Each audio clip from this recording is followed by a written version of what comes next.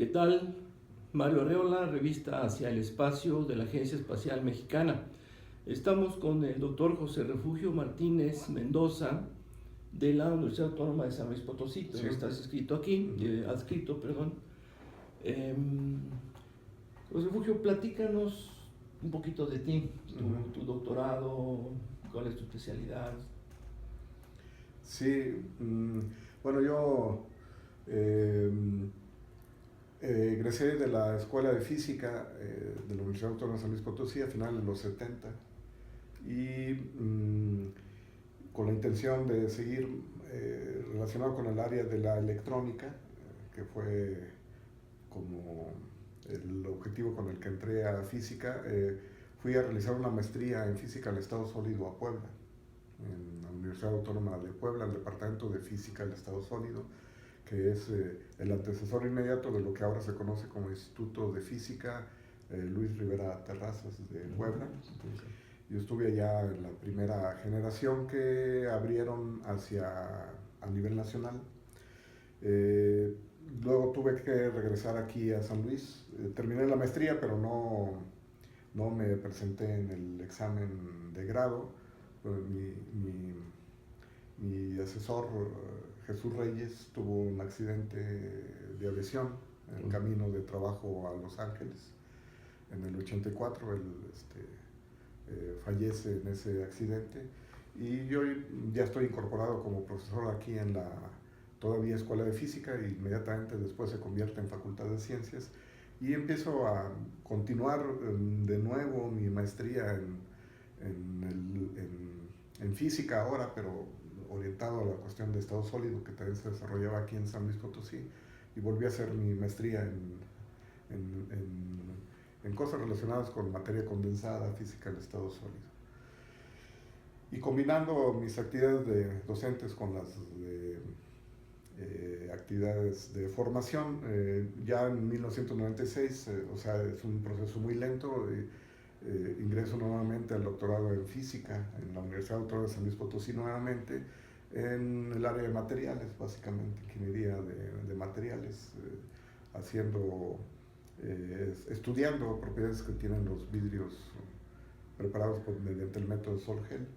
Y a partir de ahí termino mi doctorado en el 99 y continúo en temas relacionados con caracterización de materiales, formación de materiales vítreos, entre otras, o aplicaciones de los procesos de caracterización en asuntos diversos, como bebidas alcohólicas, por ejemplo, para determinar el añejamiento, recientemente en cosas que tienen que ver con propiedades de las plantas, digamos, la bugambilia, otros aspectos de propiedades ópticas que nos reflejen cuál es su estado estructural, básicamente. Y en la actualidad estamos analizando cuestiones de fotografía antigua o el deterioro del papel a través de estas técnicas de caracterización que se usan en materiales, pues ir viendo cómo evoluciona, cómo se deteriora estructuralmente, con el fin de contribuir, digamos, a procesos en los cuales la gente que se dedica a la restauración y conservación puedan emplear esa información para hacer sus trabajos justos de conservación o de restauración. Básicamente es el trabajo que se ha desarrollado en el área de materiales. Y al parejo, pues nos empezamos a interesar en cosas de educación no formal, que ahí es donde se liga con aspectos de divulgación o de educación popular, y entonces hemos estado combinando todos estos aspectos a lo largo de toda esta trayectoria que hemos seguido en la Universidad de San Luis Potosí desde principios de los 80 hasta la actualidad. Excelente. Regresando un poco al tema de la caracterización de plantas, ¿esto se puede utilizar, quiero pensar, para propósitos de percepción remota vía satélite? Sí, igual. Determinar diferentes tipos de plantas en fotografía. Sí, de alguna manera está relacionado esos tipos de técnicas. Por ejemplo, plantas enfermas, bueno, esa es una, por lo que mencionas, es una de las aplicaciones que puede usarse, ¿no? A través de la información, digamos, infrarroja, que uno puede hacer espectroscopía infrarroja, en el cercano infrarrojo principalmente, y entonces puede detectar cambios estructurales provocados por alteraciones en las propias plantas. Pero sus aplicaciones son muy diversas, ¿no? Excelente. Acá una de las cuestiones, como lo dedicamos también a materiales, no solo la caracterización, sino hacer extractos de planta y tratar de estabilizarlas dentro de algunas de matrices inorgánicas, por ejemplo, que permitan que la propiedad que tiene la planta se mantenga, aunque sea fuera de la planta, estabilizada durante años y ante condiciones de alta temperatura inclusive, en fin, y esos son estudios fundamentales que hemos desarrollado, ¿no? Cómo sus extractos pueden bioestabilizarse para eventuales aplicaciones en materiales que requieran el diseño de ingeniería que tiene que ver con propiedades de plantas junto con materiales inorgánicos, en fin, ¿no? En fechas recientes, los astronautas de la Estación Espacial Internacional probaron la primera lechuga cosechada en el espacio. Esto de conservación o de bioconservación de materiales que platicas, ¿podría tener alguna aplicación para mantener plantas en viajes largos o...? Sí. Debe de ser por los procesos de interacción en el ambiente.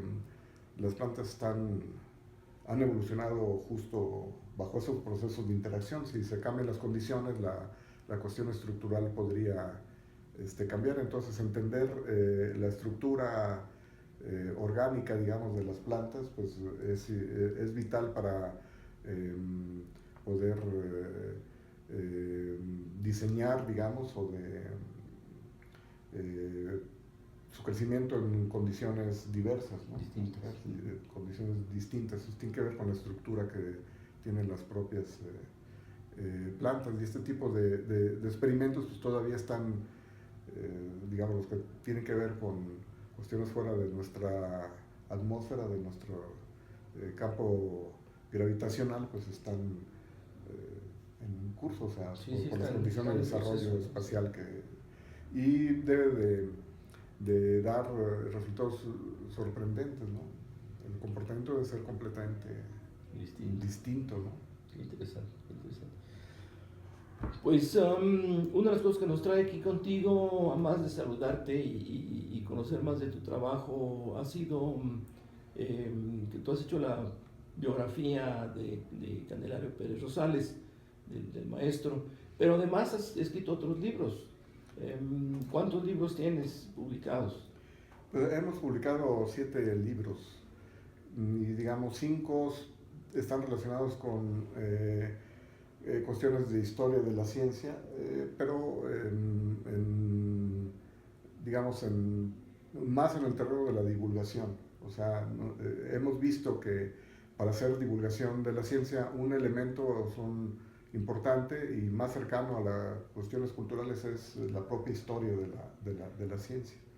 Y entonces lo hemos usado como una estrategia de divulgación, pero en ese proceso lo que hemos encontrado pues, es que en el caso al menos de San Luis Potosí, pero a lo largo del país debe ser lo mismo, hemos encontrado que es una beta sumamente amplia y no explorada de acontecimientos históricos de relevancia, de contribuciones a la ciencia que sucedieron en nuestras regiones. Y es algo sorprendente como en aquella época, bueno, nos hemos centrado en el siglo XIX, pero básicamente las aportaciones fueron de suma relevancia. Bajita la mano, hemos encontrado alrededor de 25 contribuciones de primicia mundial en San Luis Potosí, nada más en San Luis Potosí, que son desconocidas o que han pasado a segundo término. Ahora, esas cosas, esos descubrimientos son aportaciones que se dieron a conocer y alguien más las utilizó para otras cosas o permanecieron aquí y alguien más en otra parte del mundo hizo lo Sí, mismo a través del tiempo. sí, hubo una combinación de esas dos cosas, pero el ambiente de contexto de desarrollo de la ciencia y tecnología en nuestro país, estas cosas también nos dan muchas lecciones porque, eh, vamos, la gente no podía dedicarse, no había un trabajo de investigación, de investigador, digamos, que pudiera ser retribuido, formal. Y con una... Los institutos de científicos y literarios que se estaban expandiendo en el país, pues básicamente estaban centrados en la formación de nuevos, de recursos humanos. Entonces la cátedra era la parte fundamental. Claro. Pero los gabinetes que se empezaron a desarrollar nos, resulta que eran gabinetes no solo para la formación de los estudiantes, sino que eventualmente se hacían investigación, también trabajos de investigación. Y varias personalidades tenían sus propios gabinetes en sus casas, o sea, los laboratorios de investigación los tenían en sus casas, los tenían aparte. Literal. Hay muchos ejemplos al respecto.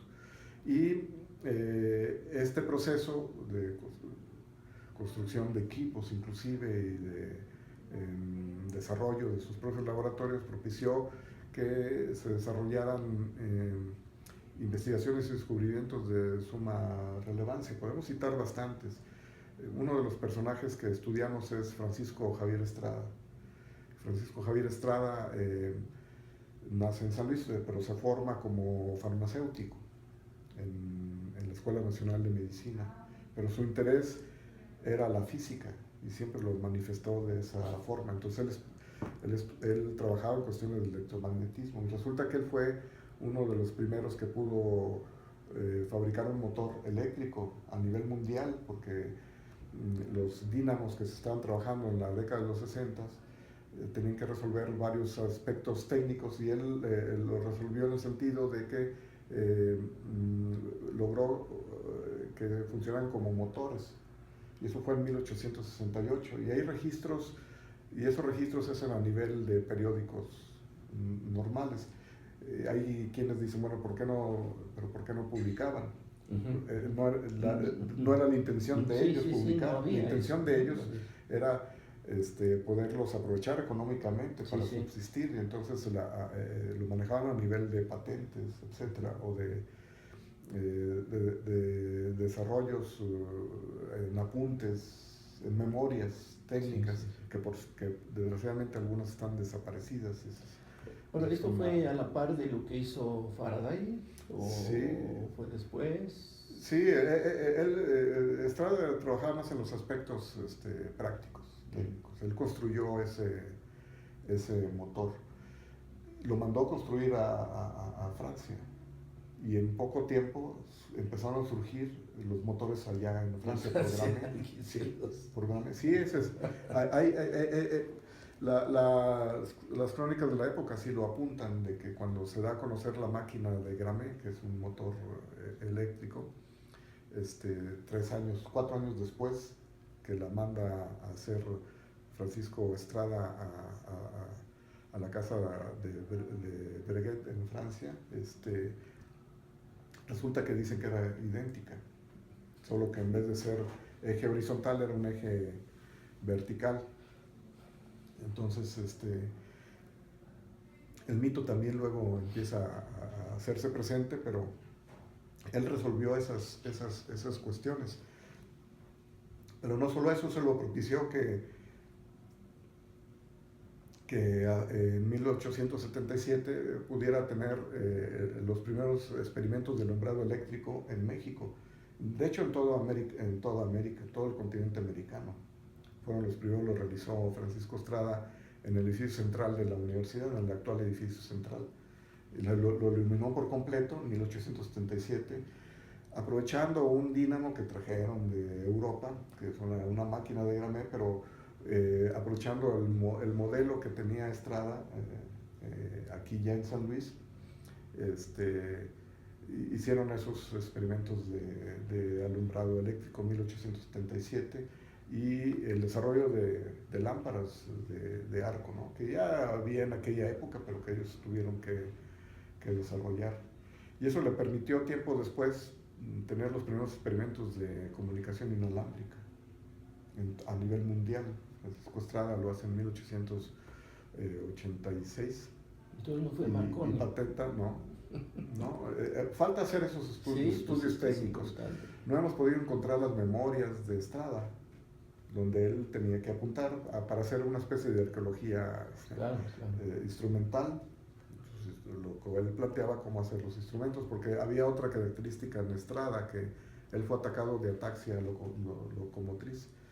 Y entonces pues no podía, quedó prácticamente paralítico, pero aún así trabajaba, o tenía sus ayudantes, que eran los alumnos, que les daba instrucciones, pero él metía con todo y eso las manos, tuvo que aprender el oficio de tornero, entre otras cuestiones, para poder resolver esos aspectos técnicos que la sociedad no lo tenía, a diferencia de otros lugares donde había artesanos de calidad, digamos, o muy especializados. Pues aquí en San Luis no lo había. Él se quejaba mucho de ese sentido, y pues tuvo también que meterse a hacer esas cuestiones.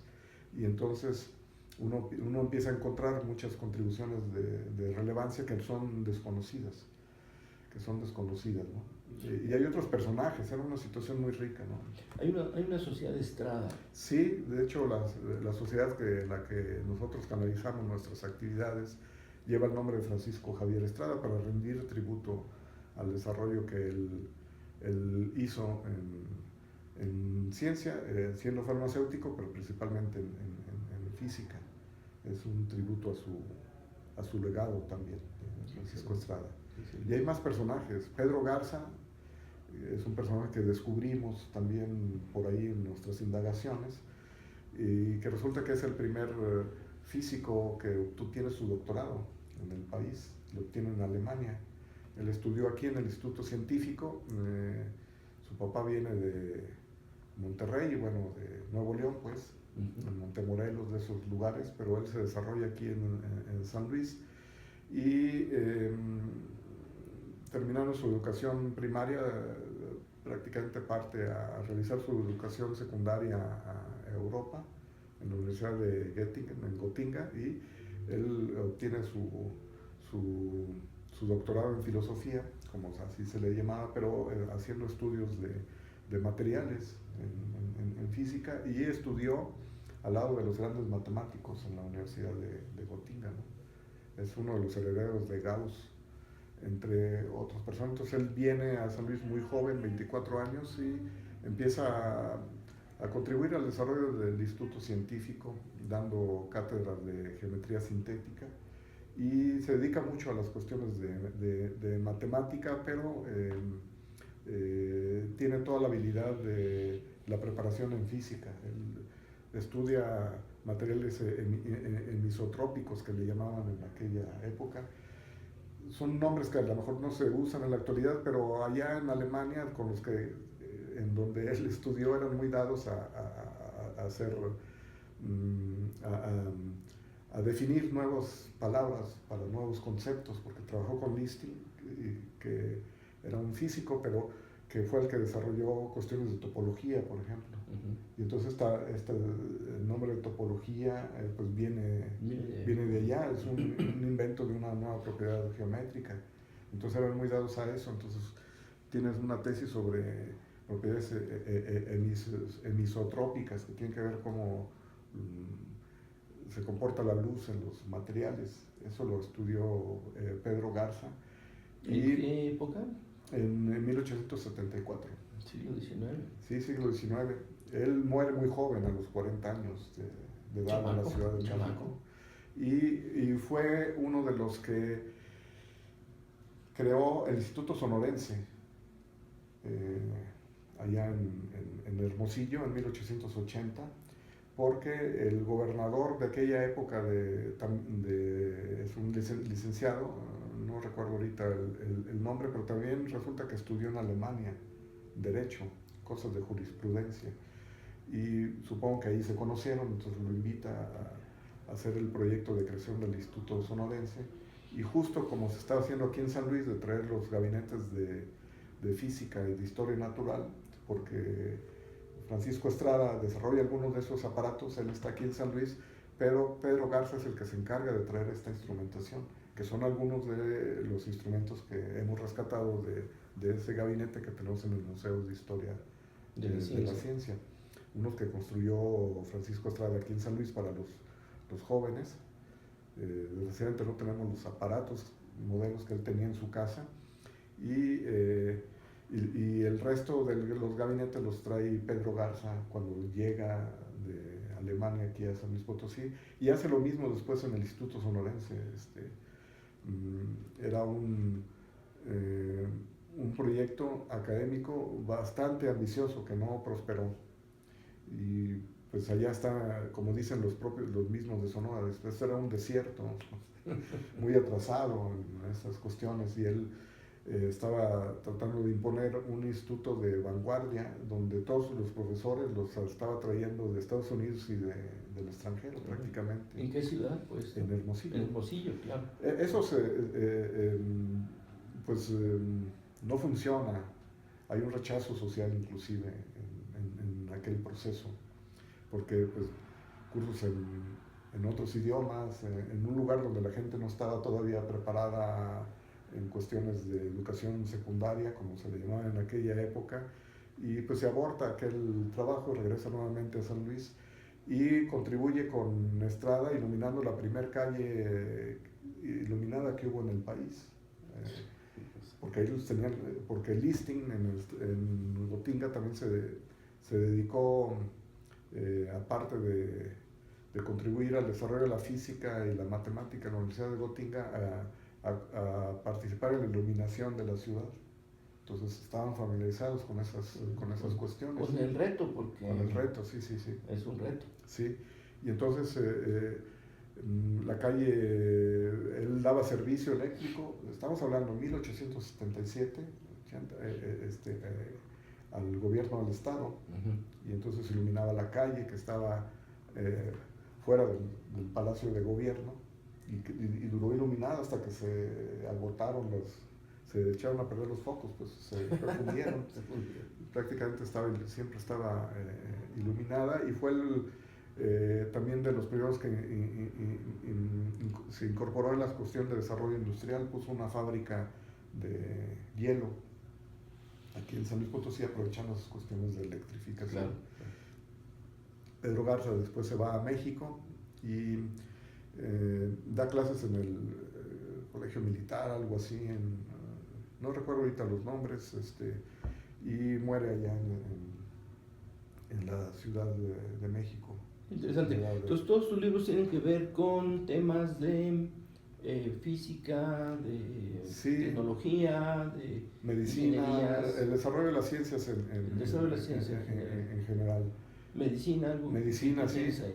Sí, en medicina ahí sí hay un rescate más importante. Los médicos de manera tradicional en nuestro país son los que más se han metido a la cuestión de registrar el desarrollo histórico de su disciplina.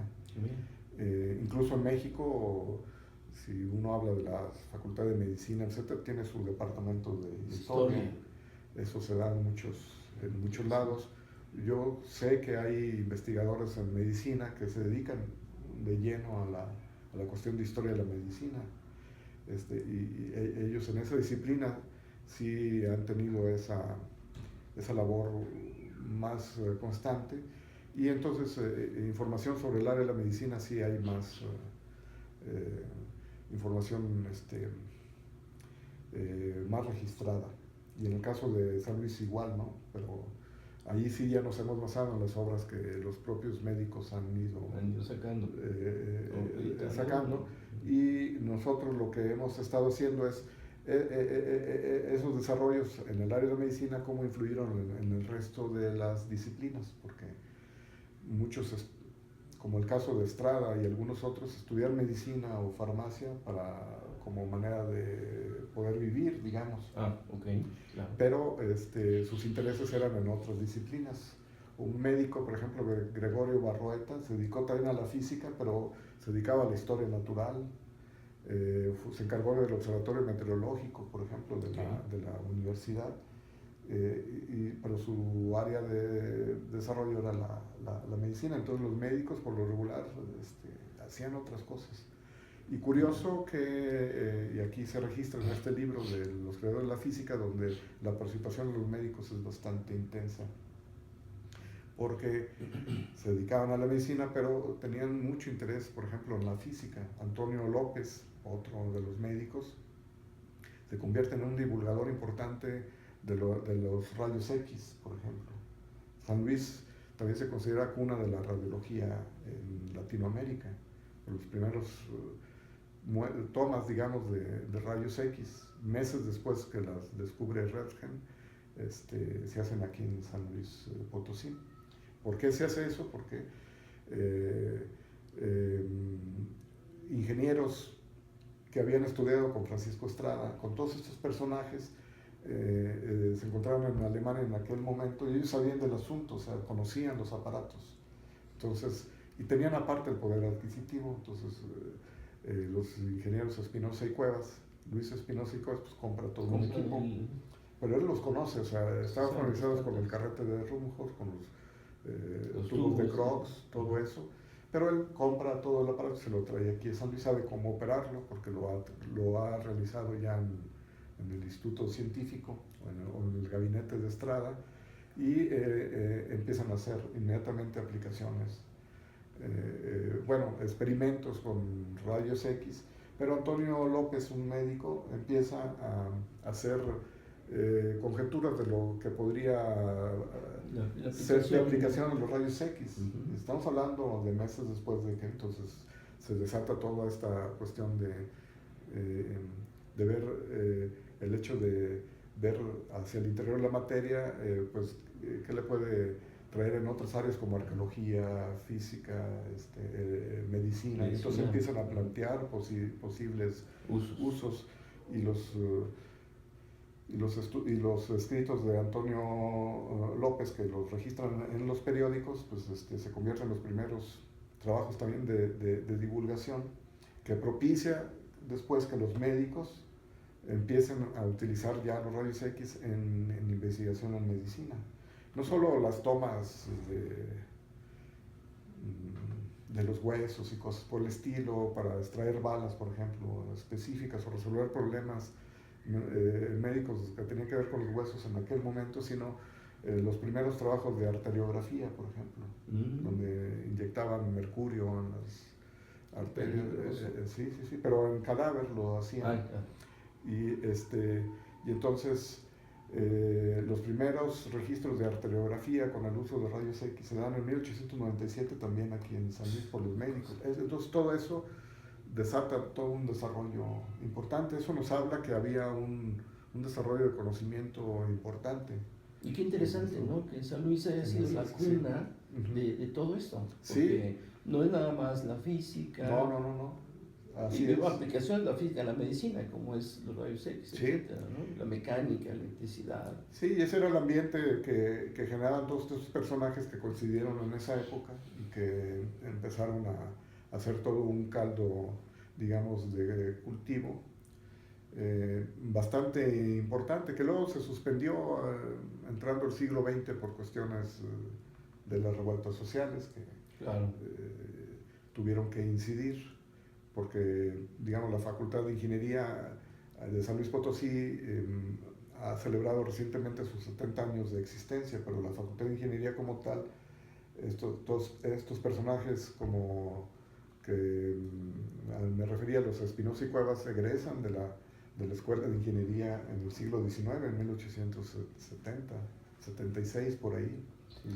Entonces hubo esa interrupción que hace que ahora la historia se reescriba, poniéndola como lo hacen los de ingeniería.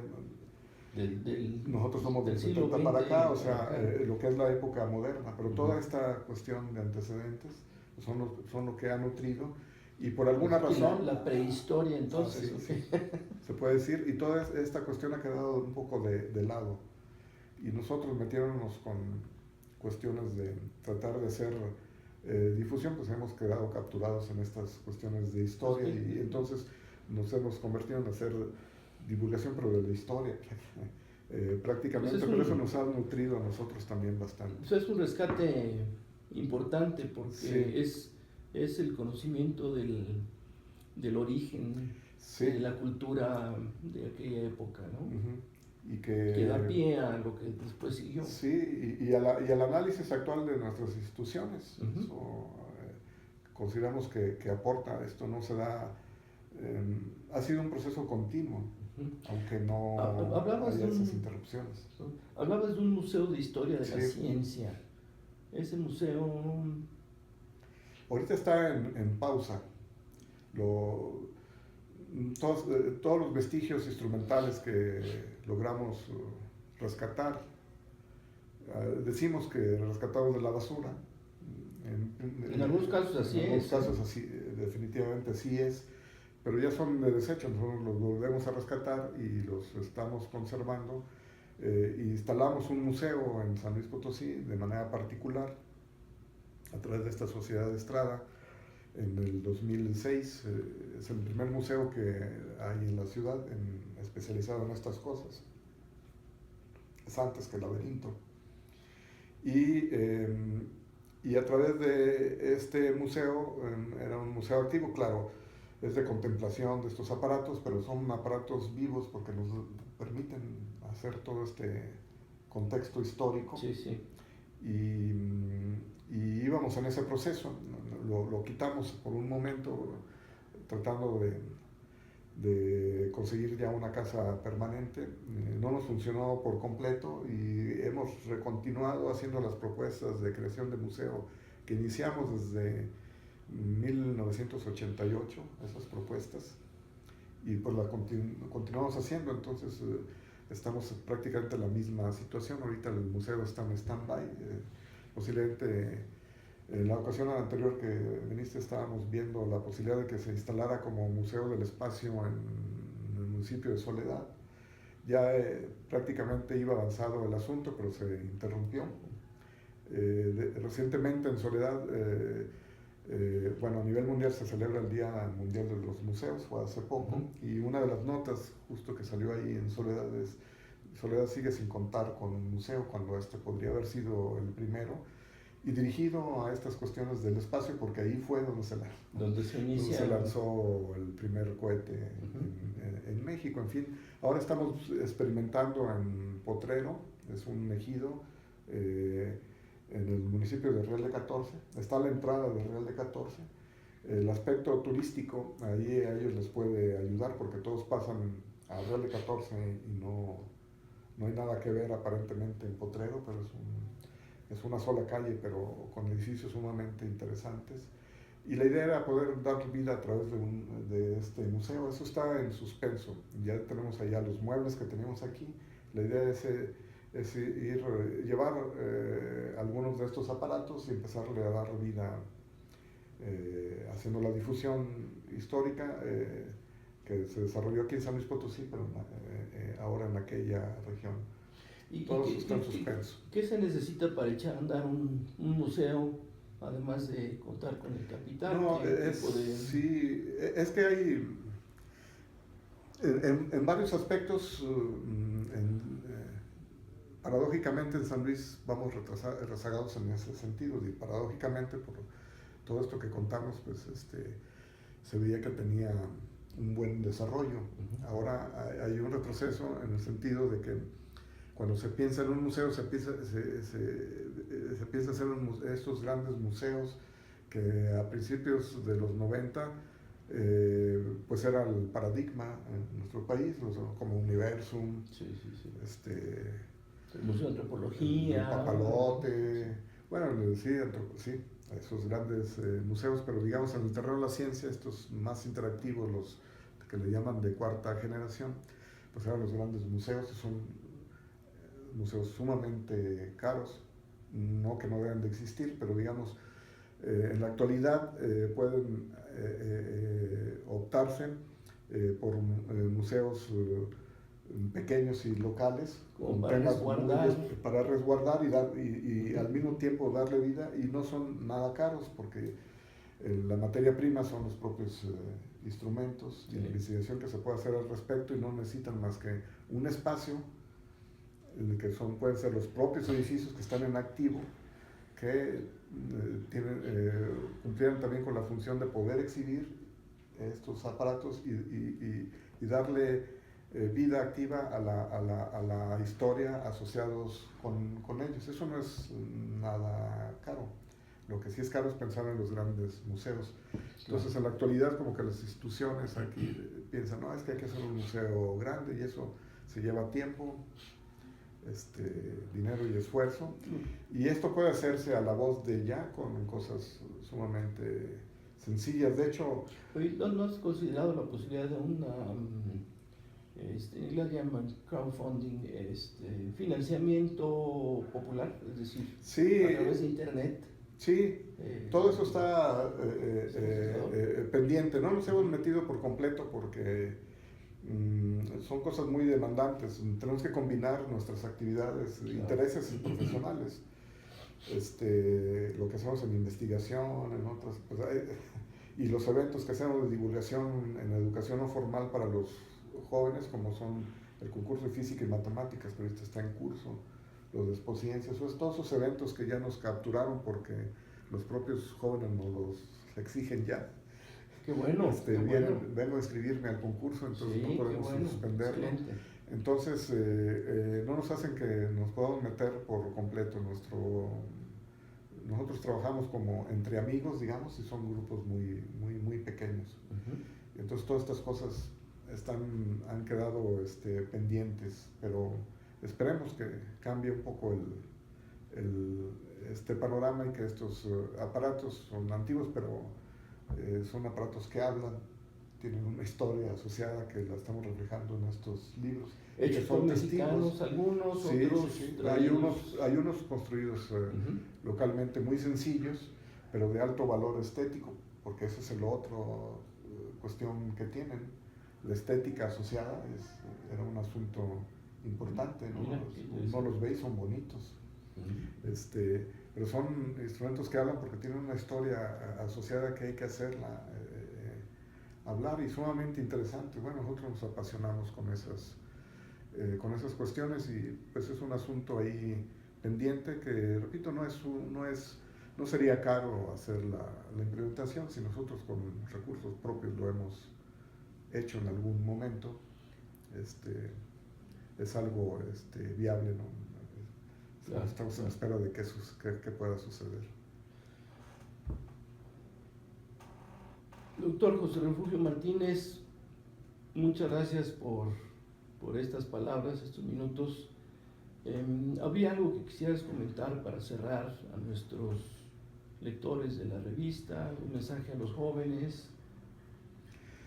No, pues, el mensaje, digamos, que podríamos dar es el desarrollo de nuestro país requiere del esfuerzo de todos y cada uno de nosotros, principalmente los jóvenes, que puedan contribuir al propio desarrollo, pues atendiendo los problemas que la propia sociedad demanda. Y si hay gente interesada en ciencia, la contribución puede ser sumamente vital, y nosotros lo hemos vivido en carne propia a través de la historia de nuestras instituciones y de nuestras disciplinas, donde todos los personajes que han pasado, gente comprometida con la sociedad, y muchos de ellos, por desgracia, relegados en la memoria.